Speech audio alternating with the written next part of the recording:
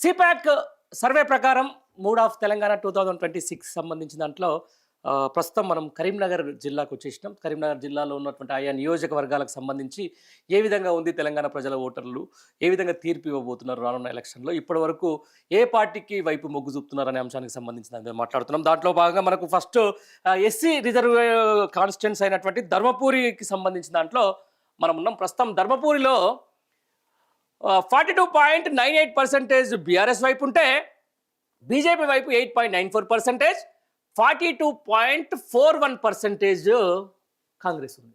At a same time కాంట్సే అని చెప్పారంటే మేము ఇప్పుడే చెప్పలేము అనే వాళ్ళు 5.47% ఉన్నారు. ఇప్పుడు ఒకసారి ధర్మపురి నియోజకవర్గానికి సంబంధించి మనం వెళ్తే అది ఎస్సీ కాన్స్టిట్యుయెన్సీ కాబట్టి అక్కడ ఒకసారి ధర్మపురిలో చాలాసార్లు పాపం కొట్లాడి మన విజయం సాధించిన మంత్రి అయిండు అడ్లూరి లక్ష్మణ్ కుమార్ అనేట కాంగ్రెస్ పార్టీ నుంచి ఆ కుప్పుల ఈశ్వర్ అంటే మాజీ మంత్రి మీద ఆయన దాదాపుగా 22,000 ఓట్ల మెజార్టీతో గెలిచిండు. నిక్ ఆఫ్ ద నిక్ వస్తుంది ప్రస్తుతం అయితే ధర్మపురిలో.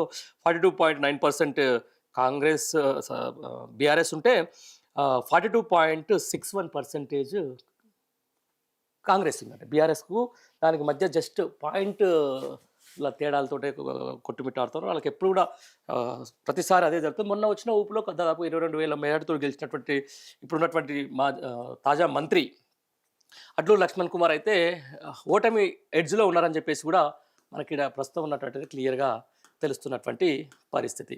ఇక నెక్స్ట్ ఒకసారి రామగుండంకి వెళ్తే రామగుండంలో ప్రస్తుతం బీఆర్ఎస్ పార్టీ వైపు అంటే ఇక్కడ 37.10% బీఆర్ఎస్ వైపు ఉంటే 21.65% బీజేపీ వైపు ఉన్నారు. అక్కడ 31.69% తోటి ఇప్పుడున్నటువంటి కాంగ్రెస్ పార్టీ కొనసాగుతూ ఉంది. ఒకసారి రామగుండంలో ఎవరు ఎమ్మెల్యే ఉన్నారో మీకు ఒకసారి వికీపీడియాలోకి వెళ్తే మనకు కూడా అర్థమవుతుంది. ప్రస్తుతం ఒకసారి చూడండి. రామగుండం సంబంధించిన అది మక్కాన్ సింగ్ రాజ్ ఠాకూర్ అనేట ఆయన కాంగ్రెస్ పార్టీ నుంచి ఆయన గెలిచిండు మొన్న 2023 ఎలక్షన్లో. అప్పుడు ఎవరి మీద బీఆర్ఎస్ పార్టీకి సంబంధించి కోరుకంటి చందర్ మీద దాదాపుగా 56,000 మెజార్టీతో గెలిచినారు మక్కన్ సింగ్ రాజ్ ఠాకూర్. బట్ ఆయన వ్యవహార శైలి లేకపోతే కాంగ్రెస్ పార్టీ మీద వస్తున్నటువంటి వ్యతిరేకతలో భాగంగా ఆయన చాలా ఘోరమైనటువంటి ఓటింగ్ పర్సంటేజ్ని ఆయన కోల్పోతూ ఉన్నారు.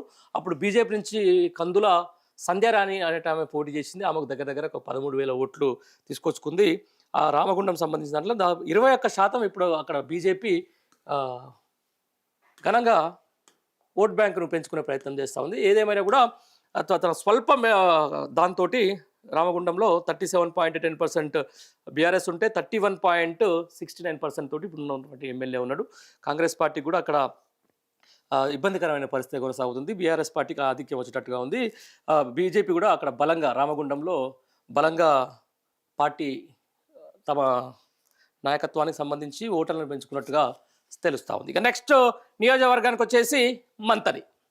ప్రస్తుతం మంతని నియోజకవర్గం మనందరికీ తెలిసిందే. మంత్రి శ్రీధర్ బాబు నియోజకవర్గం. మంతనిలో ఒకసారి ఓటింగ్ పర్సంటేజ్ చూస్తే బీఆర్ఎస్ పార్టీకి 17.07% ఉంటే బీజేపీ 33.65%కి వచ్చింది. ఇక కాంగ్రెస్కు 42.59% వచ్చింది. కాంగ్రెస్ 6.69%. అంటే ఇక్కడ బీజేపీ వర్సెస్ కాంగ్రెస్ మధ్యలోనే పోటీ ఉన్నట్టుగా తెలుస్తోంది. దాన్ని కూడా ఒకసారి మంత్రి నియోజకవర్గానికి సంబంధించినట్లు గత ఎలక్షన్లో ఏం జరిగిందో ఒకసారి మనం కూడా చూస్తే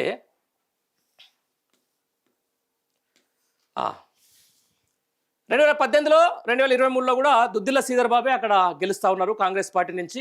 పోయిన ఎలక్షన్లో పుట్టమది మీద ఆయన 31.380 ఓట్లతో గెలిచారు. అప్పుడు బీజేపీకి సంబంధించిన ఆయన చంద్రుపట్ల సునీల్ రెడ్డి అన్నట్టు ఆయన పోటీ చేసిండు. దాని తక్కువ ఓట్లే వచ్చినాయి. కాకపోతే ఈసారి మాత్రం ఏదైతే మంతనికి సంబంధించిన దాంట్లో బీజేపీ చాలా గట్టిగా బలపడింది. మంతనిలో అంటే కొంచెం టెంపుల్ సిటీ అక్కడ కొంచెం బ్రాహ్మణ సామాజిక వర్గం ఎక్కువ ఉంటారు కాబట్టి 33% అయితే మంతనిలో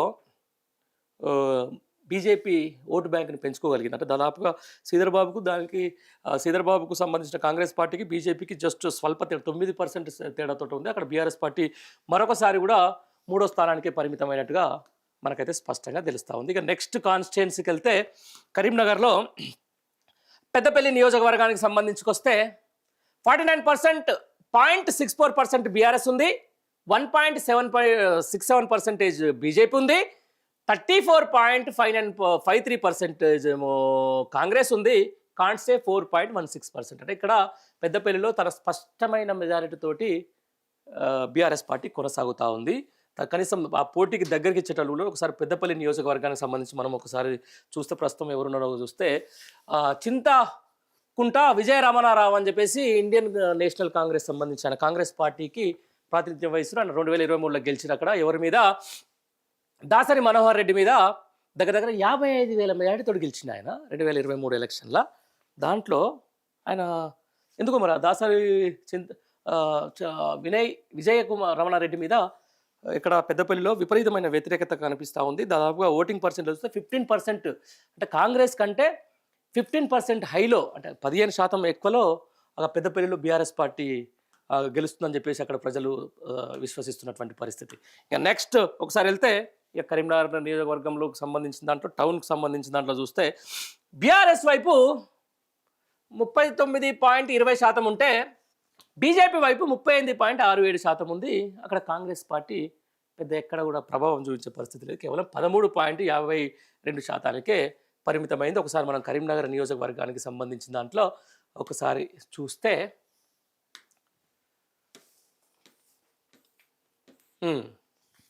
2023 నుంచి కూడా మొత్తం 2014 నుంచి 2023 వరకు కూడా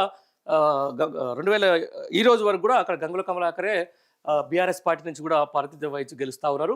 లాస్ట్ ఎలక్షన్లో ఒకసారి మనం చూసుకుంటే గంగుల కమలాకర్ వచ్చేసి 92,000 ఓట్లు వస్తే బండి సంజయ్కి 89,000 ఓట్లు వచ్చినాయి. అక్కడ కాంగ్రెస్ పార్టీ అసలు ఎక్కడ కూడా పెరుమల శ్రీనివాస్ అని చెప్పేసి పోటీలో లేదు, కేవలం 3,163 మెజార్టీతోటి కరీంనగర్లో బీఆర్ఎస్ పార్టీ నుంచి మాజీ మంత్రి గంగుల కమలాకర్ గెలిచి ప్రస్తుతం అక్కడ ఓడిపోయిన బండి సంజయ్ కరీంనగర్ నుంచి ఎంపీ అయ్యి కేంద్ర సహాయ మంత్రిగా ఉన్నారు ఆయన. అప్పుడు దాన్ని చూసుకుంటే ఒకసారి 39% నుంచి 38%, అంటే చాలా స్వల్ప తేడాతోటి బీఆర్ఎస్ అండ్ బీజేపీ మధ్యలోనే అక్కడ గట్టి పోటీగా మనకు స్పష్టంగా తెలుస్తున్నటువంటి పరిస్థితి. స్వల్పంగా ఉంది పోటీ, అయితే ఎవరు గెలుస్తారనే దాని మీద కొంచెం ఉత్కంఠ పరిస్థితి ఉంది. తర్వాత నెక్స్ట్ వచ్చేసి చొప్పదండి ఎస్సీ కాన్స్టిట్యున్సీ, అది అక్కడ 43.56% బీఆర్ఎస్ ఉంటే బీజేపీ 11.52%, అలాగే ఇప్పుడున్నటువంటి కాంగ్రెస్ పార్టీ, అధికార కాంగ్రెస్ పార్టీ 38.24%, అలాగే కాన్స్టే అనేటోళ్ళు ఇప్పుడు ఏం చెప్పలేము అనేటోళ్ళు 6.65% ఉంది. నిజంగా ఒకసారి చెప్పదండి కాన్స్టిట్యున్సీకి మనం ఒకసారి వెళ్తే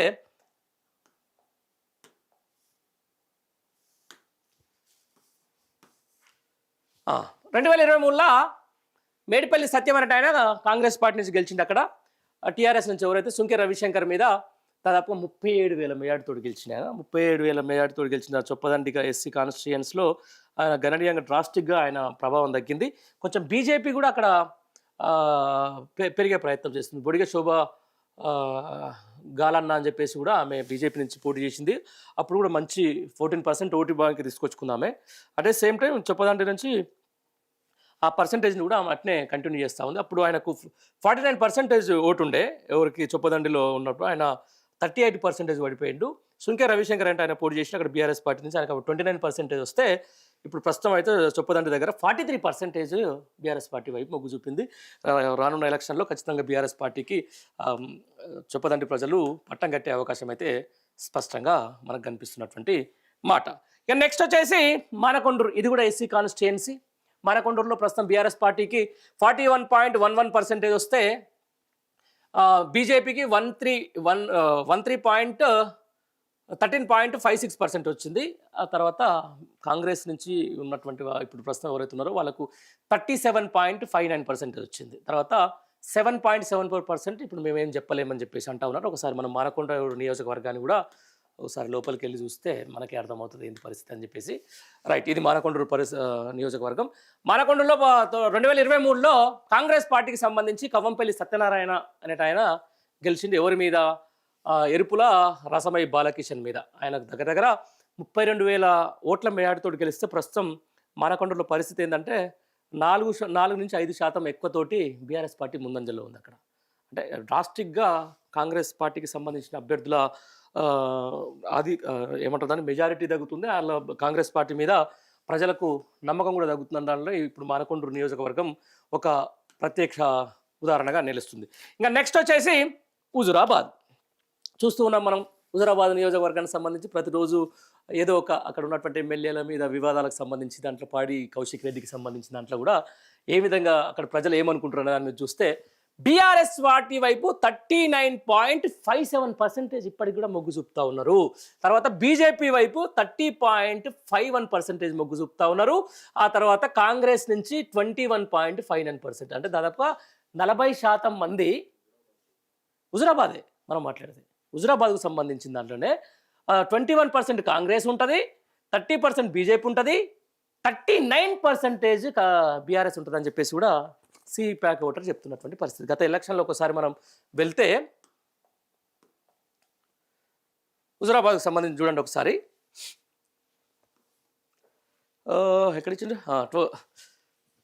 2021 బై ఎలక్షన్ సంబంధించి పోతే 2023 బై ఎలక్షన్లో పాడి కౌశిక్ రెడ్డి తెలంగాణ రాష్ట్ర సమితి నుంచి ఆయన ప్రాతినిధ్యం వహిస్తున్నారు బీఆర్ఎస్ పార్టీ నుంచి. ఆ ఎలక్షన్లో బీఆర్ఎస్కు సంబంధించిన పాడి కౌశిక్ రెడ్డికి 80,000 ఓట్లు వస్తే ఈటల రాజేందర్కు 63,000 ఓట్లు వచ్చినాయి. తర్వాత కాంగ్రెస్ పార్టీకి తక్కువనే ఓట్లు వచ్చినాయి, 53,000 ఓట్లు వచ్చినాయి. దాదాపు 16,000 ఓట్ల మెజారిటీతోటి పాడి కౌశిక్ రెడ్డి గెలిచిండు. ఆయన అట్నే కొనసాగుతూ ఉన్నది. సరే, ఆయన వివాదాలు అవన్నీ పక్కన పెట్టుకున్నా కూడా ఆయన మీద హుజురాబాద్ ప్రజల నమ్మకం మాత్రం కోల్పోవట్లేదు. దాదాపు 40% మంది ఓటు మళ్ళీ పాడి కౌశిక్ రెడ్డే గెలుస్తారని చెప్పేసి కూడా ఆయనకు చెప్తున్నటువంటి మాట. ఇక నెక్స్ట్ వచ్చేసి వేములవాడ నియోజకవర్గానికి సంబంధించి 46.38% బీఆర్ఎస్కి ఇచ్చిండ్రు, 11.94% బీజేపీకి ఇచ్చిర్రు, 38.31% కాంగ్రెస్కి ఇచ్చిర్రు, 3.37% మేము కాన్స్టిట్యూట్ చెప్పని చెప్పేసి చెప్తున్నటువంటి పరిస్థితి. ఇక్కడ కూడా వేములవాడలో కూడా బీఆర్ఎస్ పార్టీ స్పష్టమైన ఆధిక్యం కొనసాగుతూ ఉంది. ఒకసారి మనం చూద్దాం వేములవాడలో ప్రస్తుతం ఏంది పరిస్థితి అంటే, ఆది శ్రీనివాస్ అనేట ఆయన 2023లో కాంగ్రెస్ పార్టీలో గెలిచిన ఆయన, ఎవరి మీద చెలిమేడ లక్ష్మీ నరసింహారావు అనే ఆయన మీద బీఆర్ఎస్ ఆయన మీద దగ్గర తక్కువ మెజారిటీ, ఎంత ఆల్మోస్ట్ కొడితే ఒక 14,000 మెజారిటీతో గెలిచింది ఆది శ్రీనివాస్. ఇప్పుడు ఆయన మంత్రి పదవి రేస్లోనే కూడా ఉన్నాడు. నేను మంత్రి ఇస్తే కూడా నాకు వస్తుందని చెప్పేసి కూడా నియోజకవర్గ ప్రజలకు చెప్పుకుంటున్న పరిస్థితి. అయినా కూడా ఇక్కడ వేములవాడలో బీఆర్ఎస్ పార్టీకి స్పష్టమైన ఆధిక్యత అయితే కొనసాగుతున్నటువంటి పరిస్థితి. ఇక నెక్స్ట్ వచ్చేసి సిరిసిల్ల. ప్రస్తుతం BRS party working president KTR ప్రాతినిధ్యం వహిస్తున్నటువంటి సిరిసిల్లాకు సంబంధించి సిప్యాక్ ఇచ్చినటువంటి పర్సంటేజ్ వచ్చేసి 49.38% ఇచ్చింది. ఏది బీఆర్ఎస్ పార్టీకి. అక్కడ బీజేపీకి 9.51% ఇచ్చింది.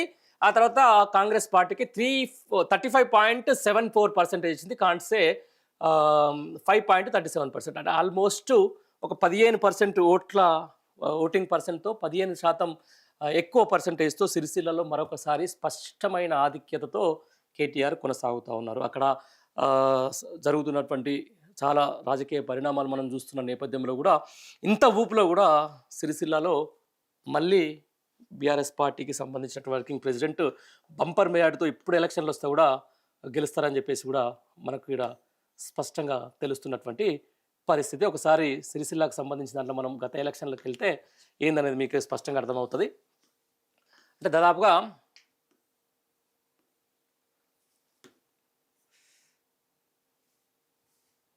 2023కి సంబంధించిన దాంట్లో కల్వకుంట్ల తారక రామారావు 80 అంటే దగ్గర 90,000 ఓట్ల మేరతో 47% తోటి ఆయన వచ్చిండు. 47% అంటే ఇప్పుడు ఇంకా దాదాపు ఒక 3% పెరిగింది ఇంకా ఆయన ఓటింగ్ పర్సెంట్. అప్పుడే 29,000 మేరతో గెలిచిన ఆయన దాదాపుగా ప్రతిసారి ఆయన గెలుచుకుంటూ వస్తున్న నేపథ్యాన్ని మనం చూస్తూ ఉన్నాం. అక్కడ కూడా కాంగ్రెస్ పార్టీ నుంచి ఎలాంటి